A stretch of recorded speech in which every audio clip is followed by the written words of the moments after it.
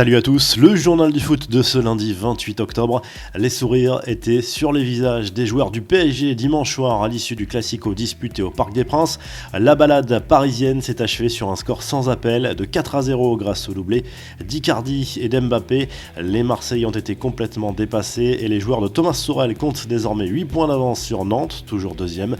À l'entrée des deux équipes, le collectif Ultra Paris a déployé un grand tifo en référence à un célèbre dessin animé Dragon Ball Z. Une banderole volée aux supporters marseillais il y a plusieurs années maintenant a également été déployée dans les tribunes du parc.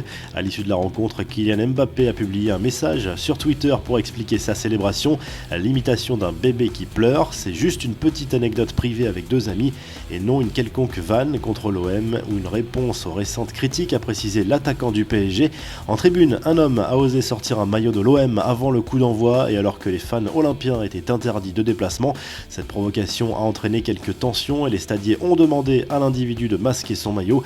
Autre anecdote sur ce match, la petite pique d'André Villas-Boas à Thomas Tuchel qui soulignait avant ce match l'importance de ce rendez-vous.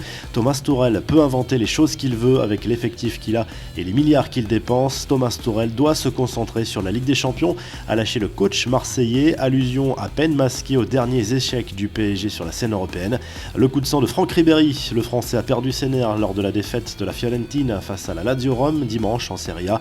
Le Français s'en est pris à un arbitre assistant à la fin de la rencontre, le bousculant à deux reprises, une attitude qui pourrait lui valoir une lourde sanction. Ribéry était déjà remonté, voire vexé par sa sortie quelques minutes auparavant. Quelques infos en bref et en images des nouvelles de Kostas Mitroglou. L'attaquant du PSV Eindhoven s'est illustré non pas en marquant mais en cassant deux dents à un adversaire lors d'un duel peu maîtrisé. Par rancunier, son compatriote de l'AZ Alkmaar gardait le sourire après cet incident. Mario Balotelli refait parler de lui en Italie, remplacé à la 72e minute samedi lors de la défaite de Brescia contre le Genoa. L'attaquant italien est accusé par un photographe d'un coup de sang lors de sa sortie du terrain. Il aurait frappé violemment dans son appareil photo. Paul Pogba, toujours convalescent, ne devrait pas rejouer avant le mois de décembre.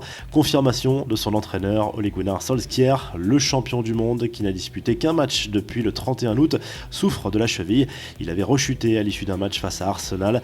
Neymar était bien au Parc des Princes dimanche soir et n'a pas joué la carte de la discrétion avec ce manteau un peu spécial. Mauro Icardi a sauté sur l'occasion pour chambrer le Brésilien. Tu as apporté ta couverture, a écrit l'Argentin sur les réseaux sociaux. Preuve que son intégration dans la capitale française se déroule parfaitement. Dans le genre look improbable, Memphis Depay n'est pas mal non plus. Le Lyonnais était sur le plateau du Canal Football Club dimanche soir et les réactions ont été nombreuses sur les réseaux sociaux.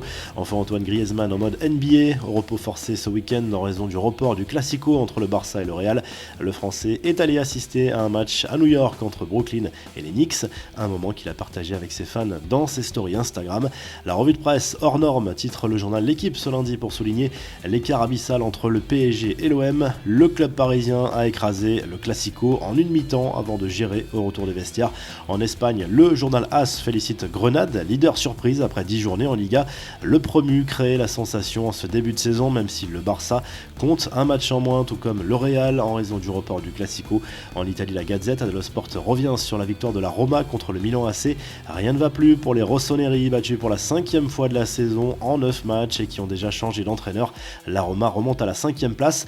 On se quitte comme chaque lundi avec le classement des meilleurs buteurs des grands championnats européens et à demain pour un nouveau journal du foot.